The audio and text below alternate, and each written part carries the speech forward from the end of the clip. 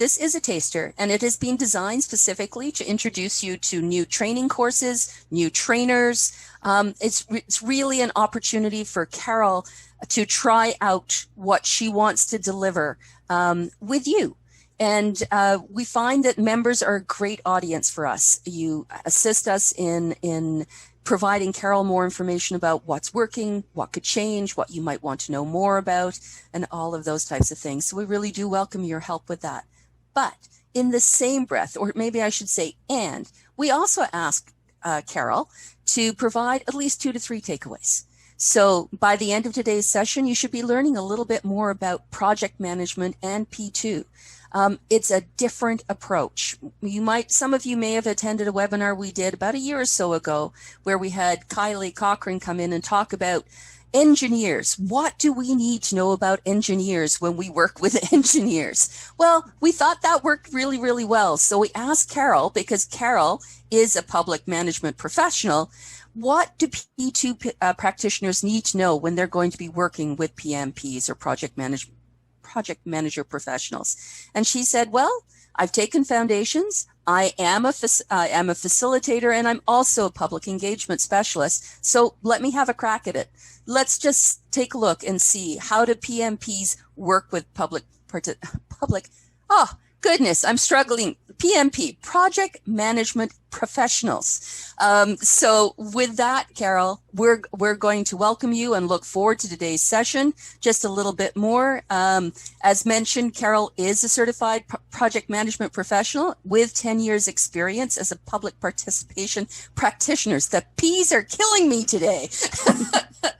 And she is based in Pasadena, not Pasadena, California, but Pasadena, Newfoundland and Labrador. And she has worked extensively with the not-for-profit sector on strategic planning and stakeholder engagement. Now, she's a little nervous, everyone, so be kind. And Carole, over to you. You'll be great. And for now, just a quick reminder, you can turn off your cameras, and we're going to come back and ask you all to put your cameras back on when Carole has finished. So excellent. Thank you, all Amelia. Over to you. Take care. Yes, as Amelia said, this is all new. It's new content, and I'm a new trainer to IAP2. So thank you so much for having me and welcoming me to today's taster. And yes, I am on the West Coast, Pasadena, but not the West Coast of the continent. I'm on the West Coast of Newfoundland and Labrador. I'm joining you from Community of Pasadena, which is on the ancestral lands of the Beothuk, adjacent to the Mi'kmaq lands. And I also do acknowledge the Indigenous peoples in our province, the Innu and the Inuit as well. I'm very happy to be with you here today. I'm just going to start sharing the presentation here for us, and we'll get that up and going. So as Amelia mentioned, we are looking at sort of a little teaser, a little taster into bringing project management and public participation together. I am a certified project manager, and then I've started to dabble into public participation as well through salaried positions with governments, and then also now as an owner and a consultant of my own business. So this is an interesting opportunity for me to be able to bring both these worlds together here today, and to give you a little bit of an intro. So we're just going to do a little bit of an introduction into a few project management concepts, and certainly they'll be expanded more into the course. I am going to mention to you that project managers do work under a project management framework, and so we'll do again a little intro into that. And then really throughout of this, I'm hoping that you're going to walk away and realize that project management and public participation actually complement one another, and that each of you as a project manager and a public practitioner can actually help and support one another. And that's sort of my goal, to be honest, in this training, is to really expand that thought process. Amelia and I were chatting, and we realized that many project managers don't understand what we do as a public practitioner, and many public practitioners, if that's the only piece they're doing, aren't necessarily aware of what project managers are responsible for. So that's going to be the little teaser taste we're going to give you here today. So before we begin, I thought I'd like to get to know you folks a little bit better. So Drew, if you could put up our first poll. I'm going to do 2 quick polls with you here, folks, and just give me a little bit of familiarity with you. So you should be seeing a poll that asks, how familiar are you with project management? Thanks, Carole. It's up at the moment, so we're going to get each of you to respond to it. Just give you a minute or so.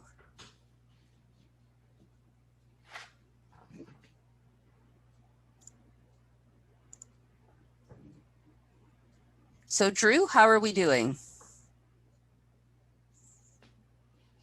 Okay, we've got 64 of the 68 who have voted. Do you need to see can you see the results yourself, Amelia, or shall I? No, I Let's can't. have a look at it. Could you please show the results? Thank you. So 73% say they are somewhat familiar with project management, 25% say they're very familiar, and 2%, i.e. one of you, says, what's project management then? So there we are. Okay. There you go. Excellent. Thank you. And the second poll then, Drew, as well. Right. Hang on. So we are leading on these somewhat to very familiar. So this is an interesting question then for some of you is what is actually your role in your public participation projects that you're working on? So are you the P2 practitioner only? Are you the project manager only? Or do you play both of those roles? If it's something else other than those options, you can click other and then perhaps just type in chat for us what that role may be.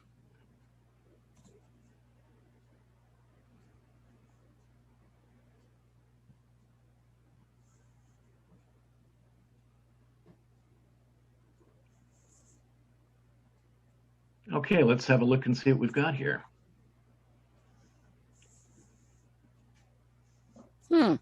So what we see at the moment is 34% practitioner only, 3% project manager only, 58% practitioner and project manager. And let me just check on the chat box. Planning, design, participant, and supporter. Excellent. Excellent. So back over to you, Carole. Thanks, Amelia. Thank you, Drew. So that's great. It gives me a little bit of a sense. So I'm not totally preaching to the choir. For some of you, it's a little bit new, or you're playing a bit of a different role. And so that's interesting. I'm looking forward to hearing some of your feedback, especially then on this taster, for those of you that do play both roles. So let's do a really dip our toe just into project management concepts. So I'm going to direct you to chat, and we'll take a couple questions I'm going to throw at you, and then I will give you the answers as we go along. But I do want to ask how would you define a project? And I will say that all of the concepts that we are doing in this course are based on Project Management Institute, the 6th edition of the PMBOK, which is the Project Management Body of Knowledge. And so the definitions that I will be using are based on that international standard that is used around the world when it comes to project management. So the first question is the project itself. In your terms, how would you describe a project? So we'll just wait for people to respond. A defined start and end date. Okay. An initiative with defined goals, outcomes and timelines. Yeah. Defined timeline, budget, start and end. Okay. Temporary, something new. Yeah. Cool. Outcomes and deadlines. Good. All right. So that's a project. We're starting to get a feel of a project. What would be project management then? Thank you, Mary. I like those words you're using. I'm going to touch on those in a moment.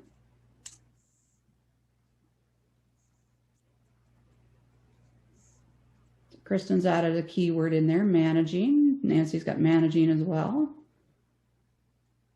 Usherino, I like that one, Nancy. I like that word. That's a great word. I love that word, yeah.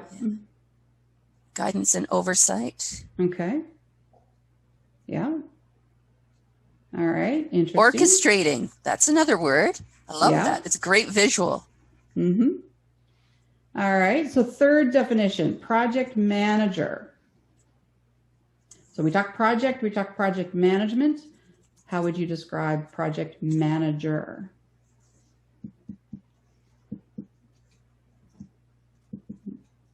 The maestro.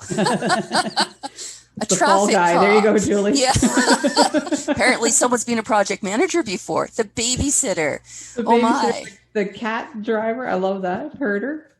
Oh my, driving the bus, yeah. And hopefully we stay on the road, right? The bus stays upright. Okay, excellent.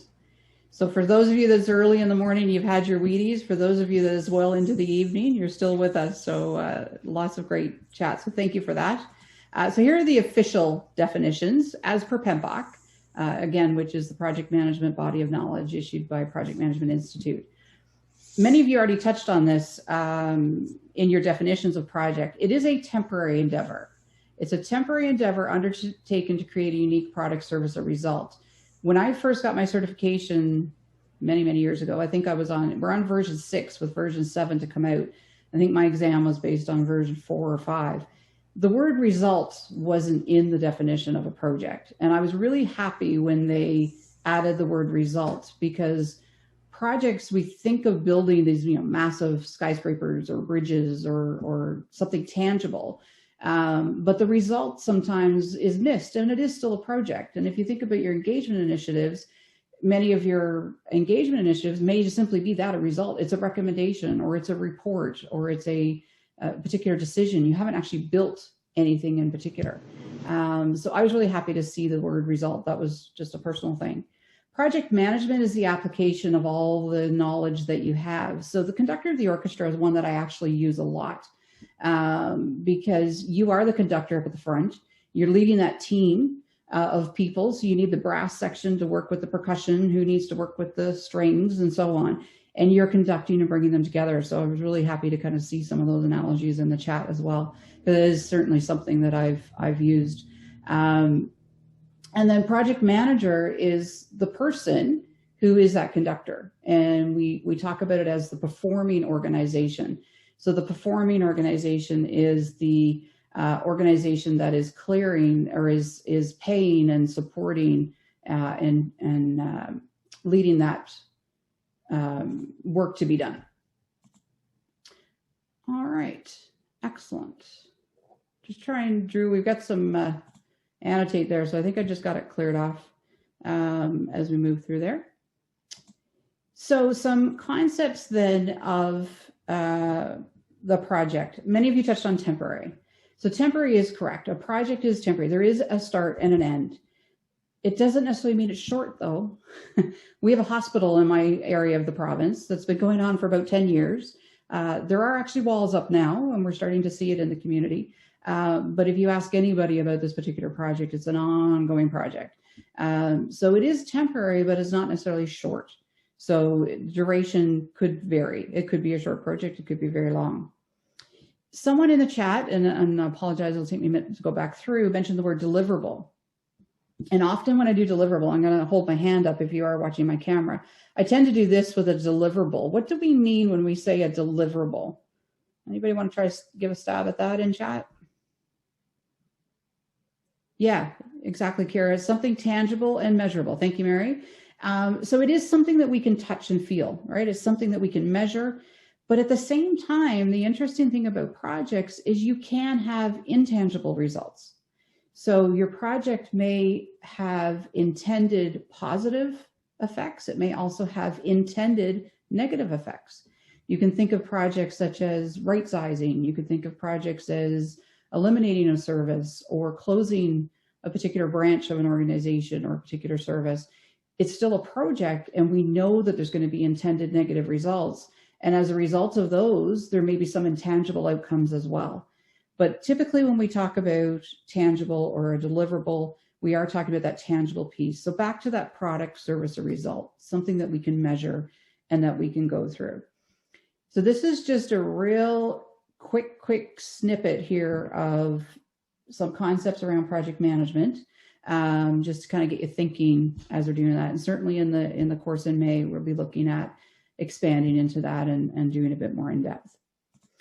One of the things that I want to introduce here today is the concept of a project management framework. Now, before I jump into that, are there any questions or anything about anything that we touched about on those definitions and those characteristics? You can raise your hand, as Drew mentioned, or type in chat if there's any question in particular. I don't want to. So I don't see any questions at the moment, Carole. Okay, we're good. Yep. So I'm going to talk about a project management framework. So just as we have in our planning public participation, we have our 5 steps, and within those 5 steps, there's a framework that we use for planning public participation. There is a framework that project managers use to run their projects. I'm going to throw this, as some of you are quite familiar, so I'm just going to throw this out as a guess, and it could be a total guess in chat. How many processes do you think there are, or steps, to run a project? Throw it over in chat and just see what you folks come up with. So if you think of our 5 steps of planning, and then within those 5 steps, there are other steps, right? So I'm looking at all those little nitty gritty pieces. So we got 5, 10, 12. 5 groups, okay. Kira's getting a little bit more detailed for us, which is good. Apologize if I'm saying that incorrectly, Kira. No as idea. many as required to be successful. I like that, Farron. I love it. I love it. All right. So here's the drum roll. The answer is there are 49 processes to run a project. When I took my exam, there were 42. And then one of the PMBOKs that came out later bumped it up to 53. And the current one, and I don't know what number 7 is going to bring us, but the current one, number 6, is there are 49 processes to run a project. So hopefully that's a bit of something that's kind of catching your interest. So that's what your project manager is responsible for. So now I will call that the Cadillac version of a framework. Does every project run all 49? Yeah, I'm not naive enough to think they do. Most people are probably with Farron. We do what we need to do, and we use those processes that we need to use. But typically what happens is I find people use the entire Cadillac version of the framework on the smallest project because they think they can control it, or on the largest project because they don't have the control of it. And all those projects that we kind of run in between, we pick and choose the pieces. But technically, from a textbook perspective, there are 49 processes. So it was Kira, I believe, and again, apologize if I'm pronouncing that incorrectly, talked about 5 groups. And there are 5 groups, and there are 10 knowledge areas. And within those, and we're going to get into this into the workshop, the full workshop, is those processes within this. But I'm just going to give you, again, that little intro. A process group, by definition, is, thank you, Kira, is you have a logical grouping of the processes that go together to achieve specific objectives. So initiating, starting the project, there are certain steps that go together in that process group because they help us with that initiating phase. Planning. That's the Kool-Aid to drink here today. Planning. And we know that from public participation as well. We have a full process that we use for public planning, for public participation. We have a course that we run on how to plan for public participation. Executing, now this is all my favorite cheesy joke. Executing is not when you kill everybody, but it's when you want to kill everybody, because it's when your entire project team is on board. So you're all working together and bumping into each other. So executing is doing the work. Monitoring and control, you're going to monitor throughout the entire life of your project, right from initiating, from day 1 to the end. And then closing. And closing is that formal close. And to be honest with you, there's 2 processes in closing out of the 49. They're probably the hardest to do. And that's a whole other course on that. But I find the reality of the world and how things are changing all the time, we tend to run off to the next project before we officially close the last project.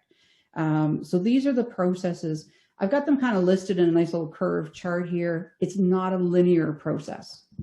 You won't initiate a project and get it signed off, and then you're going to plan the project, and then you're going to work it, and then you're going to look at it, and then you're going to close it. It never works like that.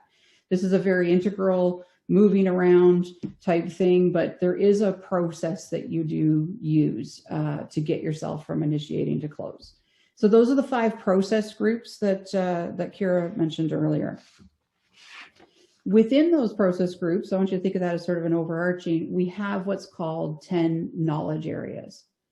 And the 10 knowledge areas, again, there were only 9 when I wrote my exam, so it's changed. And the acronym that we used to use when in the group that I was studying with was I stir the chicken quickly or help clean rotten pots. And that was how we remembered the 10 knowledge areas. They've changed the names of them. They've added one, so that acronym doesn't work anymore. But I still kind of remember those acronyms. So here are the first 5. Integration. Integration's bringing everything together.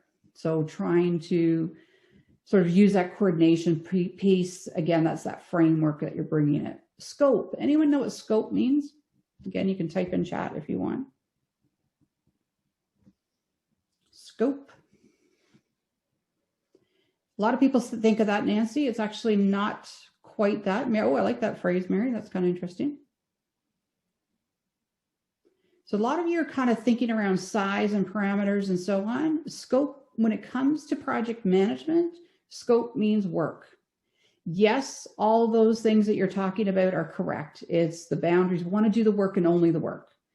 But when we talk about scope, we talk about work. We don't talk about size and magnitude. So, you know, a project that's a $1 million project versus a $50 million project, we don't talk about the scope of that as, you know, the budget is so big, or a 6-month project versus a 10-year project. It's the work. So the actual work. So how do we manage the work? How do we define it? How do we monitor it? How do we approve it? So all of those pieces. Schedule management used to be called time management, which is why I help clean the rotten pots kind of thing. So schedule is all about time. Cost, money, obviously, and quality is around quality. So this piece is around what's your quality culture? What are you going to measure? Again, this is quite easy in building something. We have to build a code. We have to build, you know, air quality has to be correct in a building. We have to have roads that are at the right grade so people don't fall off the road. You know, the grade of it's not incorrect. But if your project is doing a public engagement that's going to produce a recommendation, what does quality look like? When I'm doing curriculum, what does quality look like? So what is your quality culture? So you start to need to have those types of conversations and thinking. The next 5, resource management, used to be called human resources, but projects are done with people, materials, tools, and equipment. So that's all of that piece that falls under resource. Communications, how are you going to communicate with people? Risk management, project managers are all about risk. And I'm sure that some of you, if like me, when I worked in the public service, we tended to be very risk averse. So from a project management perspective, it's really hard to get people on board thinking about risk. Procurement, all about buying stuff. And interestingly enough, and I've always found this really fascinating, technically, according to PMI, procurement is an optional knowledge area. I don't really know any project where you don't buy something, but anyway, it is technically an optional one. But procurement is all around purchasing, what make or buy decisions. Are you going to hire somebody? You're going to use in-house resources, those types of things. And then stakeholder management is your last one. So who's involved and who do you need to connect with and so on. So the knowledge area, again, are sort of grouped together using processes that kind of go together, using processes that build on one another. So there may be inputs from one particular process that you need to have before you can go to the next process. So those types of things. Not all knowledge areas are used in all process groups. So the 49, if you can envision kind of a matrix or a chart, they interconnect. Okay, so you've got your process groups that you're overarching, taking you from initiating to close, and then you've got your project management knowledge areas. So that's giving you a little taste of a framework. Any questions or comments on that?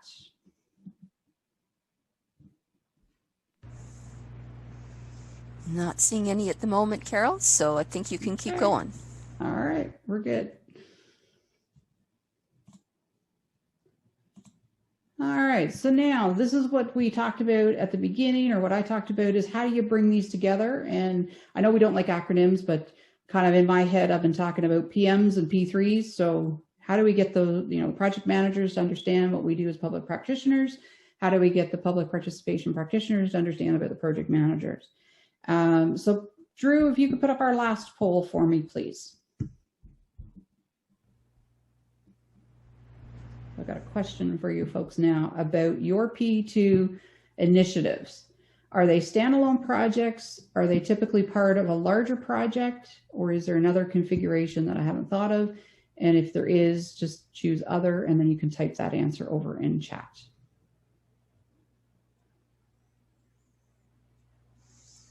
All right, Drew, so you just let us know when everyone's responded, please, and I'll continue to monitor the chat. Excellent, thank you, Amelia. Okay. Just waiting for a few more to get their votes in. So in the chat at the moment, Carole, we're hearing from some that they do both. Okay. Okay, excellent. And let's shut it down now. Let's have a look at the results. So how do your public participation initiatives run? 18% as standalone projects, 77% as part of a larger project. And then we heard from a few people in the chat box that they do both. Excellent.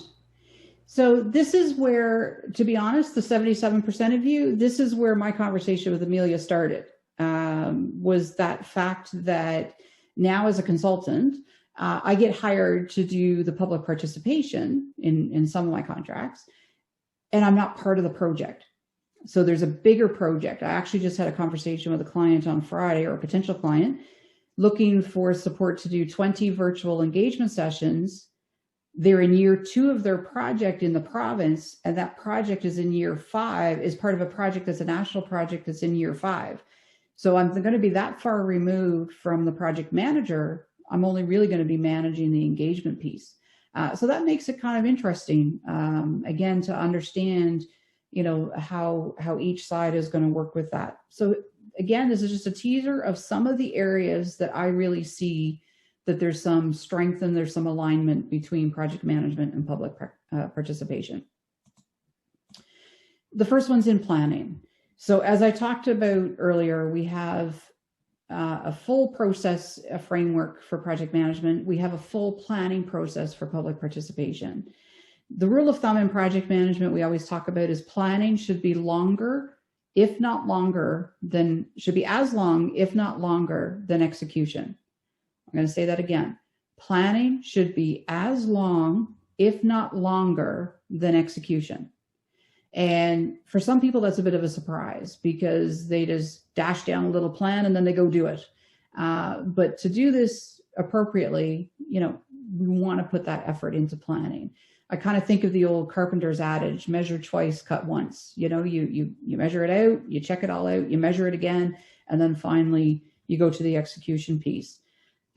We know that public participation requires extensive planning if done well. And so to me, this is where you can have that dialogue with your project managers. I think this is one of the areas you can get the buy-in. They understand the value of planning and how long planning can take. You understand the value of planning for public participation and how long that can take. So let's link up. Let's get the synergy going and take down some of those walls, because often when we go into a role where we're only doing the project public engagement piece, they don't see the buy-in, they don't see the time that we need to plan for that appropriately, right? And they just say, well, just show up and do the town hall event and everything's good. And, you know, so I think this is where you can start to get some support with project managers for sure. The next question I have for you is around risk. And so I talked about, I did work for my provincial government for 7 years. And I remember doing a workshop and I asked people to do the introductions. What's your role? What do you do? And one person said to me, he said, I'm a firefighter. And I said, well, that's really cool. I said, you know, I've taught paramedics before. I've taught police officers before. I said, I've never taught a firefighter. He said, Carole, I'm pulling your leg. He said, I'm not a firefighter. I'm a project manager. All I ever do is put out fires. And so it made me laugh. But, you know, that was his feeling, because as a government, we're a provincial government, we were pretty risk adverse.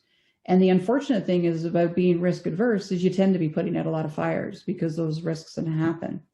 This is another area where I feel that public practitioners can help project managers a lot. We know the risks in public participation. We know that the minute that project is announced, there's going to be public outcry. We know that there's going to be some kind of reaction, and we can help project managers as a public practitioner navigate some of that process. So again, I find this is another area where, you know, you can really start to link and get those synergies and support one another. So, you know, I want you to think about it. Are you really a public practitioner, project manager, or are you actually a firefighter? And this is another area, the last one that I'm going to touch on for today. And again, we're going to get into this in a lot more detail into the course, is project managers need to engage with stakeholders. Stakeholders, by definition, we call it the 3 I's. Anyone that's involved in a project, anyone impacted by a project, and anybody that can influence a project.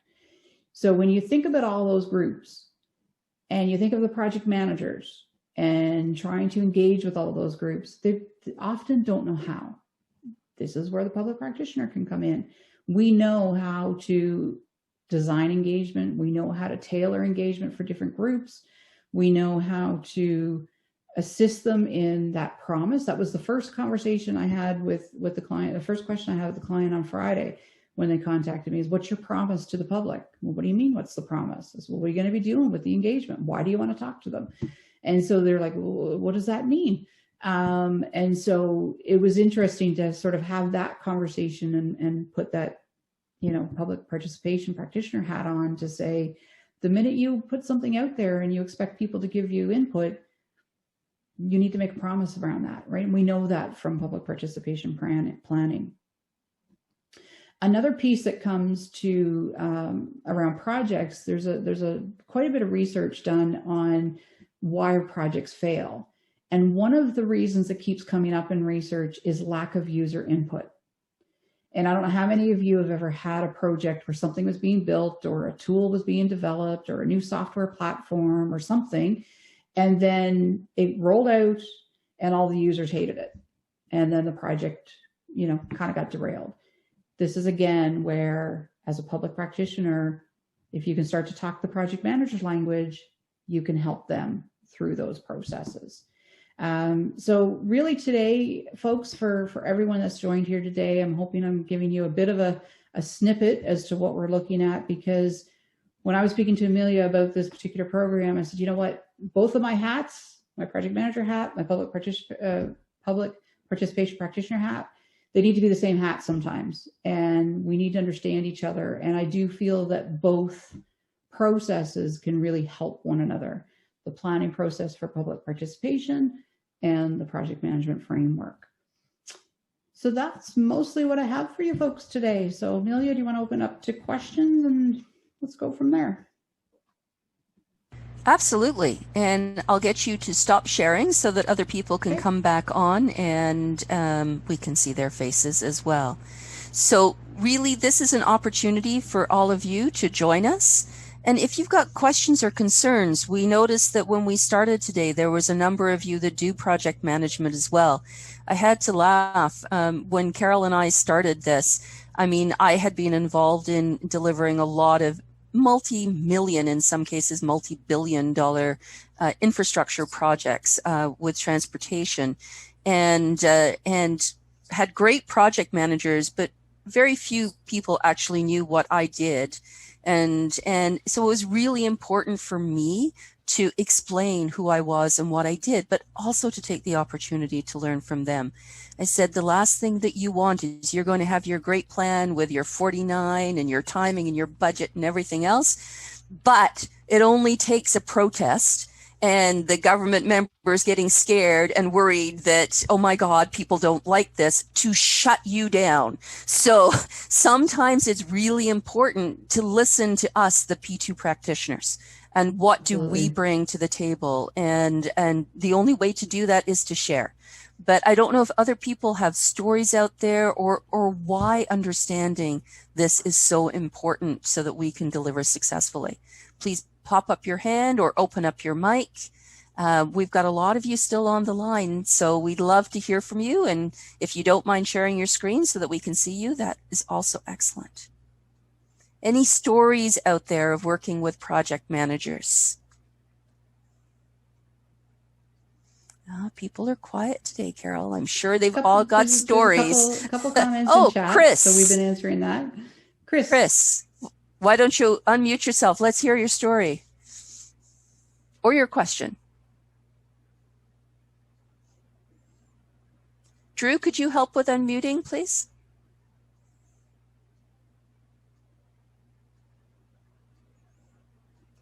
Actually, Chris, you'll have to unmute yourself there if you can. Well, while Yes. Chris is... There we go. Yes, I have. Thank you very much. Thank you for the presentation. I'm looking at the relationship between a public participation practitioner and a project manager from a provincial government perspective, because I mean, in South Africa, in the Eastern Cape province, for instance, we have a big project that is under execution, but you realize that public participation is it's a national government initiative, but public participation is related to project management. When they operate in that space, there is a baggage of other issues that have got nothing to do with the project. And those issues have an impact, you know, on the progress on the project. But secondly, when the project comes to an end, there will be other issues that would need to be followed up.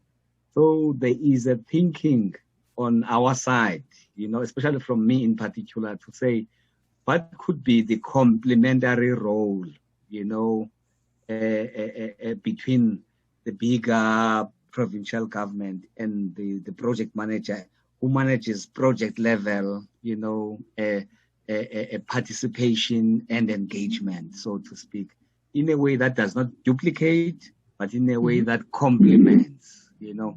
It's something that is sort of unheard of, even when you read in the materials, you know, in literature, you don't come across that, but it's something that I think it's a solution that it needs to be explored. So when I saw the taster on project management and public participation, that thought came into mind, and then I would like your comment on this one. Thank you very much.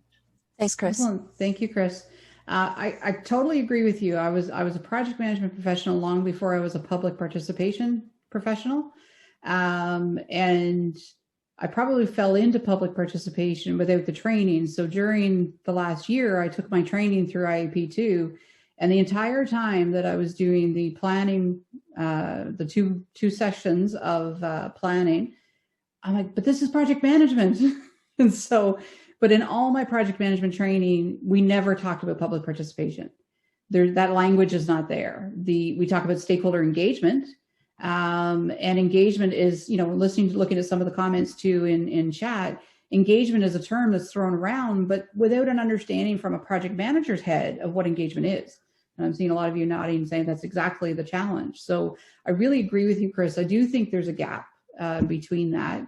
I think for them to understand our language as a public practitioner and what that means, because we know engagement is not just a town hall meeting. We know engagement is such a spectrum of things. And that's really where I see there's a potential for real synergy. If we think of the project manager as that conductor of the orchestra, maybe the public practitioner is the string lead, you know, one section of that team that can be a lead that works closely with the project manager, perhaps, you know, to put it in sort of that idea. Or it could be a co-project management, depending on the structure of the project, where you get both folks working together. I hope that answers or follows what you're saying there. Mackenzie? Hi, yeah, thanks, Carole, for your talk. This has been really informative, really excited for the full course. I'm hoping this is a quick answer and hoping that it's a no, but I'm just curious, are there any instances or anything that you can pinpoint where the principles of good public participation and project management may be in conflict? Or maybe the language is different to the point where it causes conflict, although the principles themselves may not be in conflict. I would lean a little bit more there. My gut first is no. The end result that everyone's looking for is the same. The processes could be different. But I think you touched on it more in the second part of your question, Mackenzie. I think it's the understanding of the language. So for instance, working in government, we always talk about, we're going to public consultation. Well, we know as a public practitioner, consultation is one snippet of our framework, right? But that's the word that's always used. And so when you try to go in as a public practitioner and say, well, you're not actually doing consulting, you're doing this, and they don't get that. So to me, that's more of a language gap. Kira has put a really big one in, and that's time. Time is a constraint for everyone. But this is where I said, as I say, in planning should be as long, if not longer, than execution. We know that from public participation. Project managers know that. So why aren't we talking to each other about that? Instead of you going in as that public practitioner in this little snippet, and they're saying to you, you've got 3 weeks and you need to engage with 4,000 people across the world and you need to do it in person. And you're like, what are you telling me? It would take me 3 weeks to plan that, let alone do it. So I guess what I'm kind of hoping is if I give you some of their words, you can talk to them. If they get some of your words, they can talk to you. I don't know if that helps, Mackenzie, but that's kind of where my first gut reaction to that would be. Yeah. And I think, Carole, one of the things that we've talked about also is that planning, when you take the foundations planning, there's 5 steps. So there's steps that we undertake that we know that we need to do in order to be successful at the process that we're designing. And this is what Carole will be bringing back into the course as well. How do the 5 steps of planning match within the project, the PMP's world as well? Because just listening to you there, I think there is more complementary, but if they don't understand who we are and what we do and why we're important, it's important to relay that and move forward. Sorry, Carole, just jumping in quickly. Absolutely. And I think that's a really valid point. I really do think, to Mackenzie's question, I think a lot of it is they're not at odds, but they don't understand the at odds. And there's a couple comments in chat, Amelia, I'm just going to go back to that are really jumping at me here. One is from Stacy, that the P2 members of the team are the human shields to protect the team from the public. That's just going right through my heart on both hats, because I can see both sides of that. Like I said, we know that some of the projects that some of you are involved in, the minute it hits the media, is blowing up, right? So as a public practitioner, you can help them before that even hits the media. And there was some comments there, I think a few people saying that, this is, if you could get that synergy up and initiating to get the business case before the project is even approved, that's where you can start to get some of that buy-in as well. So, we're going to talk about where does our planning process as public practitioners fit into the planning process as well as the bigger framework of project management. And I must say, I love Mandy's comment in chat as well. And so any thoughts on that, Carole? So that's where there are times when your projects are going to have intended negative results, and you need to have those conversations. You need, that's where you get the buy-in from the public to say how you're how are you ever going to overcome NIMBY? You've got to be able to say that. We talk in project management. I do teach a full project management course as well. And you have to be able to bring bad news up to your sponsor. And you're the ones that can help them bring that bad news up to the sponsor, really, when you think about the engagement piece and what you can do with that. But I remember that someone talked about, if anybody's used the dashboarding process, the red, green, yellow, right? So green, everything's going well. Yellow, we're getting into a little bit of trouble. Red is not so good. In her organization, she said, well, if anything was red, it went up to the next level. It kind of became fuchsia. Then it kind of became pink. Then it became really like a pale lilac because nobody wanted to sell the red. But you know what? You got to tell the red. If something is in trouble, it's in trouble. And I really think the public engagement folks can really help those project managers in how to do that. And also help them be prepared, that whole risk management piece. Be prepared for what's going to come down the road. We can help you with that. I'm totally on board with everyone there saying you need to be transparent. We all know projects that aren't transparent and what happens. You're going to have that much more rework at the end trying to recover if you're not transparent up front. But I really think that's where your skill as public practitioners can certainly help on how to educate project managers on how to make those communication messages, right? Well, Carole, we don't have any immediate questions at the moment, so I'm just going to do a quick announcement of what's coming up next, and then we'll come back to you and see if there's any more questions before we finish off today's taster. I just want to remind people that our next webinar is another North American Conference Encore. It's called Participatory Budgeting to Promote Resiliency and Community Healing in Response to Ferguson. Some of you might be aware of the racial tension that happened in Ferguson several years ago. This was how do you heal? How do you heal the community? It was very well received when we delivered it as a virtual session at the conference. So if you're available, please plan to attend that. It's going to be happening on Tuesday, May the 11th at 11 a.m. Pacific. And of course, you can register through your IAP2, whether it's USA, Canada, Southern Africa, wherever you are, please register through there. So hopefully we'll see you there for that.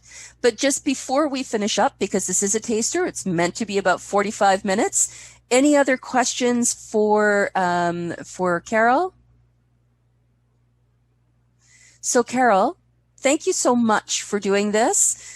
We know you're a new trainer with us. We knew this is a new topic, and we really, really appreciate you taking this chance to come out and meet with us today. We've been giving people access to so that they can register for your course in the chat box. So hopefully we'll do that, and also the survey. We want to learn from all of you. So, and I know Carole wants to hear from you as well. So if you've got any comments for her about what else she can do, I know Jana's already asking for something else, like, can you help us write budgets and scoping and all the rest of that? So apparently people are already on to other things as well, Carole. But I would really like to sincerely thank you. Thank you to everybody for joining us today. Really, really appreciate it. And if you will indulge me, one of the things I truly love is I love it when people wave goodbye to us. So if you could wave goodbye to each other, and thank you for joining us. Oh, look, everyone's coming on to wave goodbye. Oh, awesome. Fantastic. This is awesome. It's I just completed a Gateway of Trade program learning about how to export. So now I'm going to add South Africa to my export to my export market. Excellent. Thank you, everyone. Please take care, and we hope to see you again soon. All the best. Bye-bye now. Thanks, everyone. Goodbye.